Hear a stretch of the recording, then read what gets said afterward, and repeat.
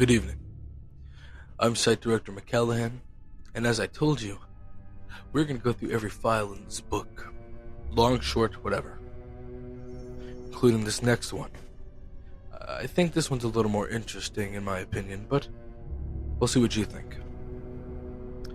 Today, we'll be looking at SCP-8596. Object Class: Safe. Let's begin. Special Containment Procedures. SCP-8596-1 is contained in a remote house in the Pine Barrens of New Jersey. Twice a year, a member of Site 322 personnel is to travel to this location and perform an interview with SCP-8596-1. This person is to have the following on their person at all times: amnestic pills, taken once every hour when within the vicinity of SCP-8596-1. Non-lethal weaponry. Standard body camera. SCP-8596 documentation. SCP-8596-1 is equipped with a locked mechanical collar that houses two small Scranton reality anchors. This collar is remotely monitored and controlled by Site-322 surveillance console. Should SCP-8596-1 remove this collar, personnel is to trigger the panic button on the body camera, attempt to peacefully exit the containment chamber, and travel back to base. SCP-8596-1 is to be entered in conversation as long as this collar remains on. As a former member of Foundation staff, a cordial level of familiarity is expected for its comfort in conversation. All interviews should ultimately lead the assigned staff to question what SCP-8596 is. On rare occasions, SCP-8596-1 will initiate a conversation about SCP-8596. After this line of discussion ends, assigned staff are to excuse themselves politely and exit the containment chamber. Description: SCP-8596 is SCP-8596-1 is a humanoid entity identified as Dr. Eric Ramsey. SCP-8596-1 was initially contained in Site-322's anomalous containment before being employed as a Foundation interrogator as part of the integration program. SCP-8596-1 is a Class 3 reality bender, enhanced empath, and telepath capable of altering localized reality at will. SCP-8596-1 can read minute expressions, psychological changes, and physical processes of any subject that interacts with it. Though limited, SCP-8596-1's telepathy allows it to view the memories of a subject in real time, meticulously taking notes while doing so. After an incident relating to its integration in Site-322, it was discovered that SCP-8596-1 could remove and implant the memories of its subjects at will, though it cannot read memories directly. As a result of this and negotiations with Site-322 management, SCP-8596-1 was moved to its containment chamber in the Pine Barrens, a home built with its reality warping capabilities. Addendum 8596.1 SCP-8596-1 Interview. Researcher George Ambrose was designated as SCP-8596-1's interviewer for the second half of 2024. He was given the above SCP-8596 documentation and deployed to SCP-8596-1's containment chamber on October 13th, 2024. Begin log. Ambrose enters the house hastily. SCP-8596-1 is seated on a couch, scribbling on the day's crossword. Logs are smoldering in the fireplace behind him. He glances up at the door before turning to his newspaper. I have a pod roast in the oven. Should be done in 5. Ambrose grabs a chair and sits close to the fireplace. He shivers as he removes his gloves before holding his hand towards the logs. I've been having trouble getting that started. But the fire. Ambrose grabs a nearby bottle of lighter fluid and douses the logs. Shakily grasping a lighter he brought, he fails to create a spark. On the third flick, The lighter ignites, and Ambrose touches the flame to the logs and sits back into his seat. I'll see you in a minute, Eric. You're still allowed to call me that? It's encouraged, for rapper. I see. Nevertheless, SCP-8596-1 stands and moves to the oven. I believe the roast is done. Care to eat? I'm not hungry. How long was the trip? 26 hours. SCP-8596-1 takes the roast out, tasting it, and placing it on the counter. So you're hungry then. And if you were told not to take anything from me, imagine what eating with me would do for our effort. Ambrose pops an amnestic pill in his mouth. Ambrose and SCP-8596-1 sit across from each other, eating silently. Ambrose removes a sheet of paper and a pen from his pocket. Can we start? Talking? I'd love to. Just one moment. SCP-8596-1 moves to a liquor cabinet. He pulls a bottle of bourbon out, along with 2 glasses from the freezer. He pours himself and Ambrose a drink. Ambrose doesn't touch it. Name? You know my name. SCP-8596-1 holds his drink in the air, motioning for a cheers. Ambrose ignores the request. After a moment, SCP-8596-1 downs his drink and pours himself another. It's to make sure you still know your name. Eric. E-R-I-K. Ramsey. R-A-M-S-E-Y. Ambrose makes note. Age? 64. Ambrose makes note. Have you had any violent thoughts lately? Why are you here? To do this interview. You know, Director Legg came here not too long ago. Apparently he almost destroyed 322 with some machine he commissioned. Before him was Dr. Mooney, accused of embezzlement with that gumball machine they insist helps the site. And before that was Julian, after some creature got loose in his section. You weren't sent here on your merits. Even with this collar on, I could tell that. I drew the short straw. Am I that unappealing? Ambrose is silent.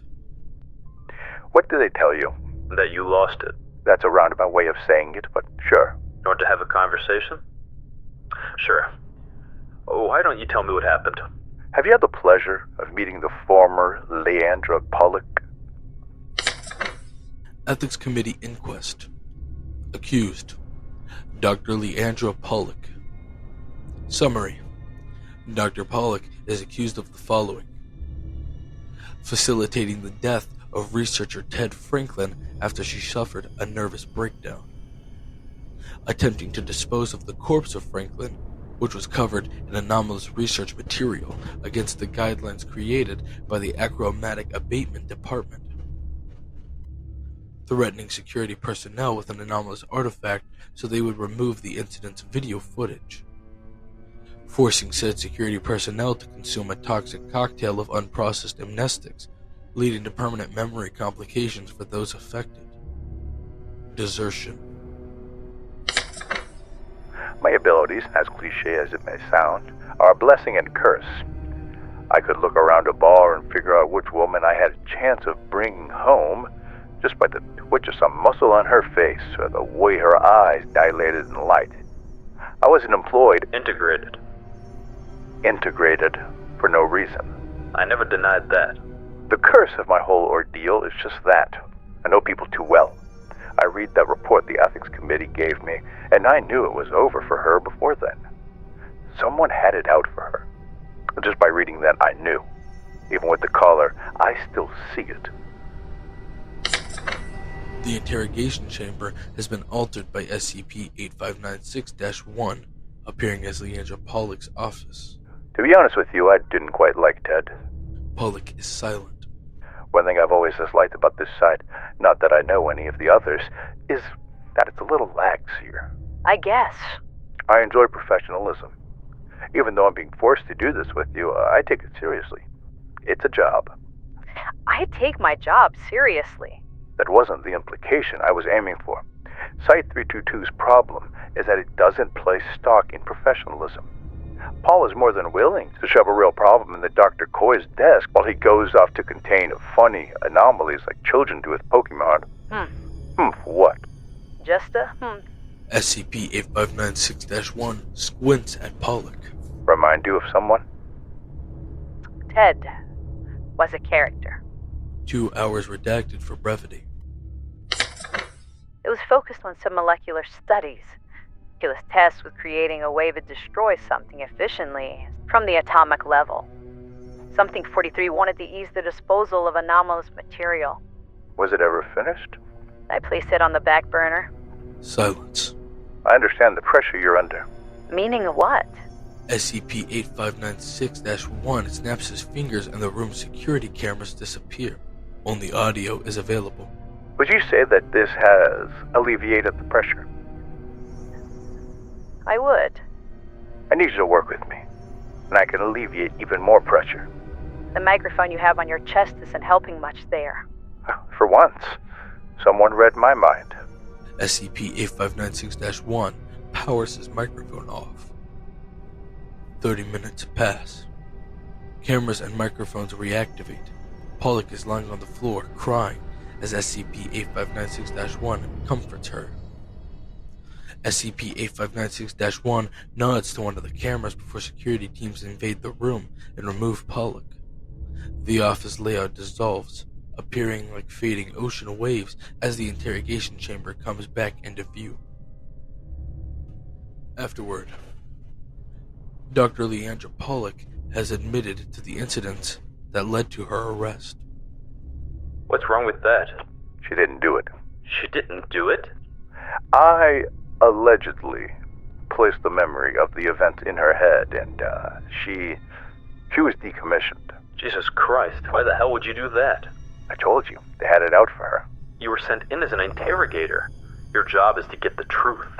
That was never my job. My job was to get the answers those at the top wanted. Someone committed this crime, someone covered it up extremely well, and someone needed to take the fall.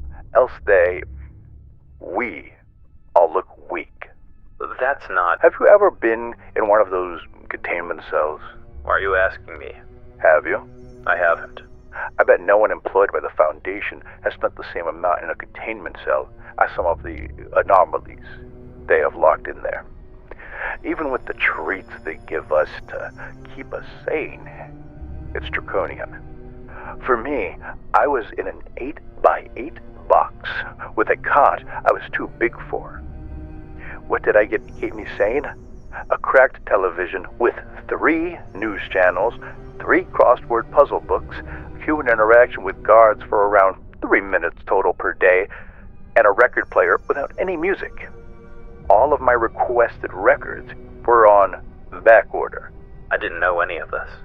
That wasn't even the worst part. My reality anchor was wired into the same switch that controls my room's light. I begged and plead for those poisonous, blinding, buzzing lights to be turned off for just an hour. Just 1 hour so I could sleep. They refused out of fear I would break out. I'm sorry, but... I wasn't going back in there. There's nothing that would make me go back in there. Armed security personnel surround SCP-8596-1, commanding him to lay on the ground with his limbs spread. SCP-8596-1 cocks his neck. The security personnel's weapons vanish. The sector is put on lockdown. He looks to a nearby security camera. I'm going to let these men leave. After that, I would like to speak with Director Legg. He's a softy for anomalies, luckily for me. We came to an understanding. And you landed here? I did. I was allowed to create a comfortable environment for myself before this albatross was hung around my neck. SCP-8596-1 taps its collar. Now, I get shipments of some entertainment every month, restock food every week, and peace and quiet. The stress of being locked away forever is gone. You're still locked away. It's a matter of perspective. This is a house I built with my own mind. Made for my comfort and mine alone. You'll have to go back in that car for a few hours. Then in that plane for even longer. Then you'll arrive back at that site, or you'll work for a minimum of 10 hours before going into your dorm in the same site. Before waking up the next day and doing it all over again. You can't tell I empathize with you? SCP-8596-1 taps its collar again. I've never been happy about what we do with anomalies. It's just one of those things you need to be aware of while also knowing that it is wrong. So work within the system without changing it. I tried to explain it, not justify it. You know, for the year I was employed... Integrated. Integrated? And then what's before, when I was just in my cell, I never really met someone who was as outspoken as you were. The main goal of the director of our site is what you're hoping for. It's the same containment in a new form. If you wanted to, you could leave today. You'd go home forever. If I tried that when I was integrated, I'd be locked back up. Paul doesn't care about me or any other anomaly. He cares about the optics. How he's able to make everyone see him as a moral site director. Only he is able to work with anomalies and, in turn, make them work for the Foundation. But the attention you can get from that is astronomical. I don't let my opinions affect the place that puts food on my table. It's good to have morals. You're a diamond in the rough, one could say. I'm another cog in the machine. Told you. Opinions like that are a rarity. It means nothing. How so? Empty words. I still work for them. It means nothing. I don't think so. I think you know it means more than nothing. A lot more. Does it? Considering the entirety of this conversation, I think this means a lot to you. Ambrose is silent. After a pause, he takes his drink and downs it. He gives himself a heavy pour of bourbon, downing it again. I think this means way more than I can even tell, with or without this color.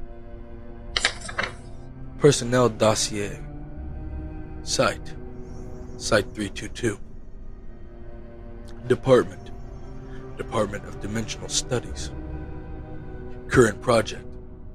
Kenneth Wilkins and George Ambrose are researching a process to facilitate transdimensional travel. With the Foundation's current capabilities, travel into alternate parallel dimensions requires either unmanageable or excessive energy use, or a pre-existing transdimensional way being opened by an anomalous force. Seems interesting. It is. It was a lot of fun in the beginning.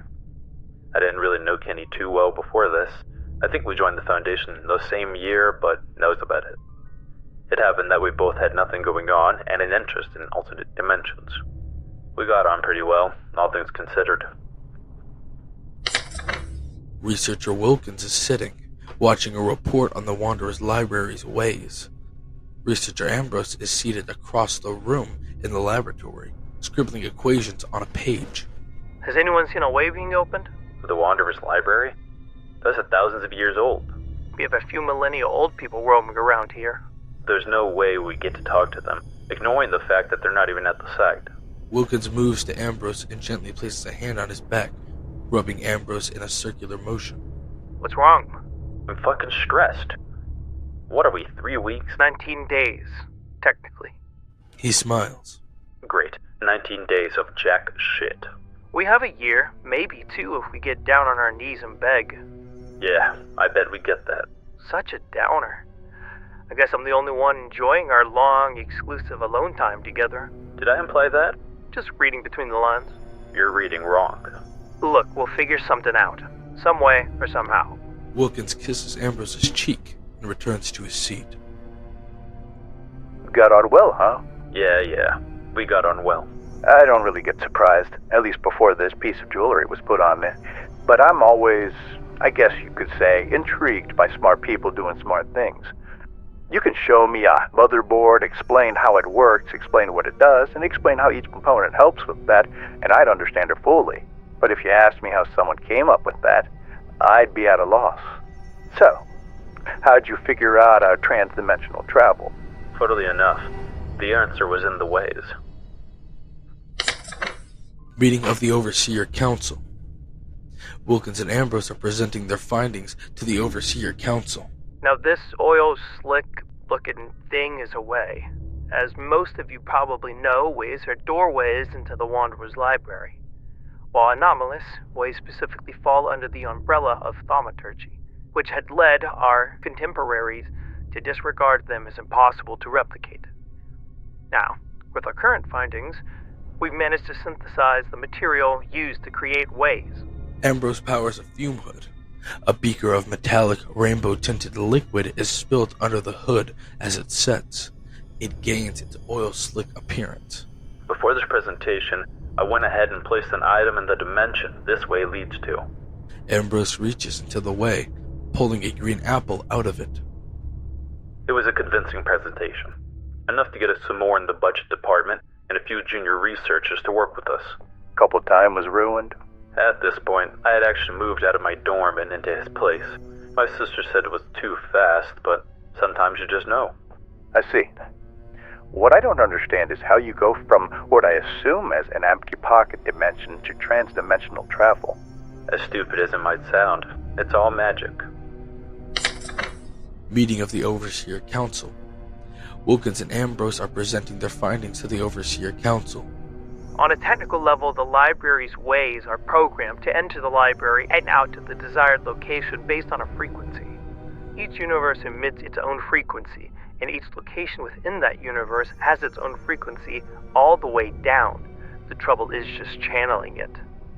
This is something that is like breathing to the librarians, but for us, it requires much more tuning and failing before we get something workable.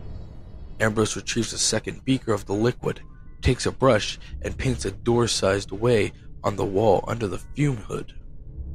He takes a blade from his pocket, whispering in an unknown language at it.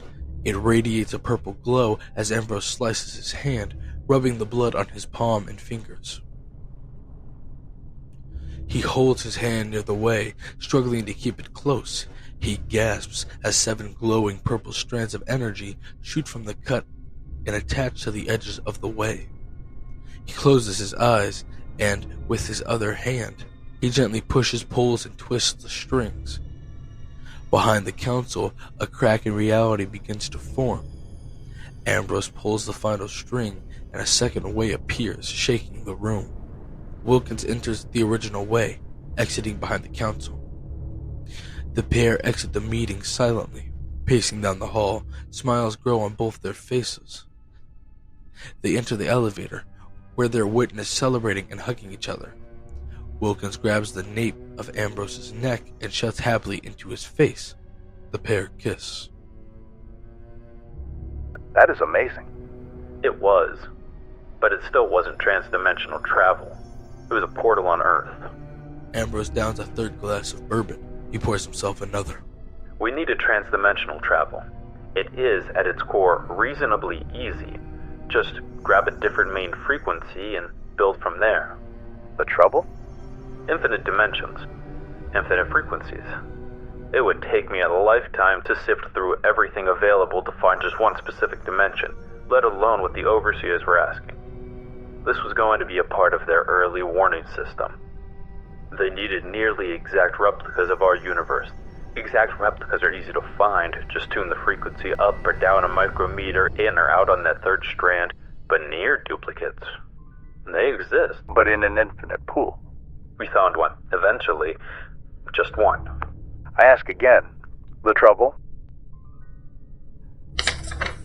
An autonomous drone flies out of the way. The pair are disheveled, clearly lacking sleep.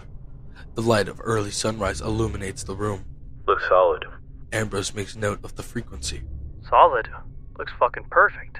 Wilkins moves to hug Ambrose, who barely reciprocates. How you keep this energy is beyond me. What's wrong? I'm exhausted. Preaching to the choir. I think we should call it here and head home. I'll make a request for a hazmat team to scope the area before anything. Now? Now? Are you crazy? Maybe not fully, but I'm for sure getting there. We have to go in. Are you crazy? A little. I mean, look, when Fleming found... Do not invoke Fleming at me. That's not fair. Wilkins smiles at Ambrose, who attempts to hide his smile behind a hand as he scribbles notes on a pad. When Fleming found penicillin, imagine he waited for a hazmat team before investigating it himself. Technically, he told other people about it before doing anything stupid, like you want to do with this portal. One time. We'll be done after that. Look at me. I love you. You know that. But this is work. This is my job, and I take it seriously. You don't think I take this seriously? That's not what I'm saying. This is our job. Our job has standards and procedures that we have to follow, regardless of whether it is going on in our personal life. You can't use my love for you to do something that's wrong. I'll go in. I'm not going to throw this out. He was a hardhead. I wouldn't call it that. He liked risks. I didn't. I'm not throwing anything out. We're at the forefront of some of the best research that's ever been done on this topic, and you want the first person to enter a man-made transdimensional portal to be some former military no-name? Fuck that. You're out of your fucking mind. We deserve credit. We'll get it. Name one NASA scientist who worked on the Apollo project. You know what? I'll just close it. Don't even dare. Wilkins paces to the way, shoving his hand into it. Look, I'm fine. I'm not watching this. I'll see you at home. Get it the fuck together. And I left. Those were the last words I know he heard from my mouth. He went all the way in? The dimension was an alternate Earth. Nearly what we were looking for. The major divergence? The air had a parasitic microscopic airborne organism living in it. Billions, if not trillions of them. Humans, animals, everything evolved to live symbiotically with it. I walked into my lab that morning to the hazmat team I called the night before. They were carting his body out and fumigating the entire sector. Jesus. I told him. I did, I promise. Ambrose downs another glass of bourbon. SCP-8596-1 grabs the bottle from him as he attempts to pour it. I promise I told him. I understand how you feel. No, I really don't think you do. It's not safe, George. He's not doing well. And it's all happening very fast. Ambrose's eyes well with tears. I'm not good at this. I'm really sorry. I can't imagine what you're going through right now. You have to view this objectively, though. He entered untested waters and picked up an entirely unknown sickness. The amount of protection the nurses have to wear is unbelievable. It might kill you if you see him. I need to see him. I'm really sorry. Ambrose begins to cry. We were so close to being done. Why did I let this happen? Oh my god, I should have stayed. Why did I stay? You can't blame yourself. Please, Paul. Please let me see him with my own eyes, just once. I can't. I really can't. They wouldn't let me see him. That's very hard.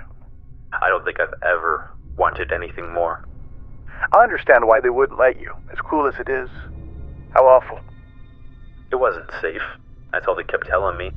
He was contagious. He was dying. I would get to see him then. But they didn't know when that would be. That's not enough. Still, it wasn't safe. A way opens in Paul Legg's office. Ambrose exits, wielding a crowbar. He finds a locked drawer at Legg's desk. Wedging the crowbar, he peels the drawer open and retrieves Legg's spare keycard and a pistol. Legg went home every night around 2 in the morning. So that was easy enough. I knew the security guys had a smoke break at 3:15 every night. Kenny and I used to take our breaks with them during those longer nights. It was about 5 minutes, but it was enough time. Another way is open in the site's surveillance console. Ambrose exits, scanning Legg's credentials and gaining admin privileges on the system. He sifts through camera feeds, eventually finding the medical bay. He locates a room that is marked as occupied but has no surveillance, assuming it houses Wilkins. Ambrose deactivates the medical bay's camera before exiting the console and closing the way. There weren't any cameras in his room. I don't know why they didn't have cameras in his room. What happened next?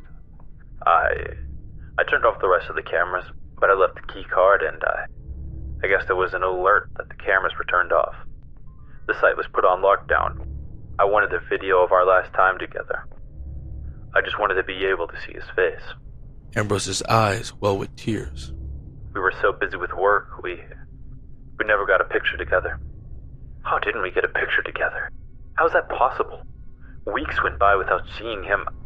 I was forgetting his face, his gorgeous smile. I remembered the feelings I felt when I saw him, like the way he laughed, when I'd get that twitch in my eye when I was stressed. I just couldn't remember his face. You lose it so fast after being apart for so long. I just wanted something to look at to remember him. Something that was us. Then? I went back to my lab. I grabbed a body camera. I just wanted to get a video of us hugging. Immortalized in that way. I wouldn't have to see him again. Ambrose is breathing heavily, sounding like he's holding back tears. He pulls the final purple strand extending from his hand. He takes a long breath and enters the way, exiting into the medical bay room. Kenny. To the room's far left is a white bed. A sheet covers a mask laid on it. Various medical devices, including IV therapy machines, ventilators, and heart rate monitors, beep and buzz loudly. Kenny, are you there? It was empty. Nothing was in there to make me believe he was as contagious as I was told. Nothing. Nothing at all. Keep going. Ambrose approaches the bed and removes the sheet. The body is Kenneth Wilkins. He's extremely emaciated, with little to no fat or musculature to see on his body. The skin looks more like cracked, flaking porcelain than flesh, giving Wilkins a doll-like appearance. His eyes are open, unblinking, and tinged green and cloudy. A mess is seen writhing in his stomach. Ambrose falls to the ground, wailing. Was he alive? Tears stream down Ambrose's face. I may have lived there for seconds, or years crying. I couldn't tell. The only thing that broke me out was an alarm. A lockdown alarm sounds in the medical bay. A single security officer enters the room. George, exit the room with your hands raised. Why does he look like this? Get out of the room, George. Listen to me, I don't want to hurt you. Are you keeping him alive? You have 10 seconds to remove yourself from the room. Are all of these machines keeping him alive like this? George, please. There's more of my team coming, and they're not going to be as nice. Get out of the room. Answer my fucking questions. Are all of these machines keeping him alive? It's not our choice. You're keeping him alive like this? Please leave the room. We'll get you amnestics. Ambrose shoots the guard in the chest, who falls limply to the floor. He paces the room in hysterics, breaking quickly and crying. The body camera is removed and thrown to the ground. He vomits on the floor and then approaches Wilkins' body. Inaudible dialogue is heard. The camera sees Ambrose leaning over Wilkins. He's audibly crying. Another gunshot is heard. Ambrose grabs the body camera and shell casings and exits the room. Ambrose is standing over the sink, gagging. SCP-8596-1 places a hand on his shoulder. He's crying. What did I do? What did I do? You put him out of his misery? Ambrose is silently crying. He breathes deeply. I had to. I had to. Keep going. I couldn't leave him like that. I couldn't. SCP-8596-1 points at Ambrose's face, guiding him to eye contact. Look at me. Focus. What next? I had to. I promise I had to. Please, I'm sorry. I had to do it. Ambrose rubs his hands through his hair. I opened another way. I opened the way we put the apple in during that. Oh, God. Ambrose breaks down. Focus. Focus on my face. And I grabbed the bed and put Kenny in there, and the guard, and the camera, and I just fucking left them in there. In that cold, empty place. Ambrose breaks further, crying into the sink. SCP-8596-1 unclips his collar, removing it. What? The walls of the house begin rippling like ocean waves. What's going on? Ambrose sniffles and gags. The facade of the house fades away. An interrogation chamber is revealed. SCP-8596-1 looks to a security camera and nods at it. Security teams invade the room and remove Ambrose. Leg enters as they leave. Amazing. Absolutely amazing. Thanks. SCP-8596-1 hands the collar to Leg. That was much faster than I thought it would be. I watched maybe 2,000 tapes on this guy. I'd hoped it'd be shorter. In the story about the researcher you falsely convicted? Chef's kiss. The ethics committee's gonna be very happy that we don't have to go on trial here. You hired me for a reason. Scrub that description of me in the prop doc. I don't want anyone reading that. Consider it done. A month of isolation and he still wouldn't say a word. Great work, Eric. I'll take care of the rest of the paperwork. SCP-8596-1 moves to the exit. Be my guest. Just update the 8596 file. End log. Note: the pseudonym of SCP-8596-1 has been removed from this document. Any remaining information referencing SCP-8596-1 should be submitted to Site 322's RAISA representative so it may be deleted from this file. SCP's FOD designation, its addition to this file, and its deletion from this file were approved by 053. Item number SCP-8596. Object Class Neutralized. Special Containment Procedures not applicable. Description: SCP-8596 was the body of Kenneth Wilkins. Wilkins was originally employed in the Department of Dimensional Studies, tasked with creating an affordable, replicable method of transdimensional travel. After traveling into an alternate Earth, designation DS-10226701, Wilkins was infected with an airborne parasite that quickly ravaged his body. Site 322's medical personnel conferred with the Ethics Committee and the Overseer Council, determining that the research potential of this pathogen outweighed allowing Wilkins to pass. As such, his body was kept alive artificially until research was complete, at which time it would be decommissioned.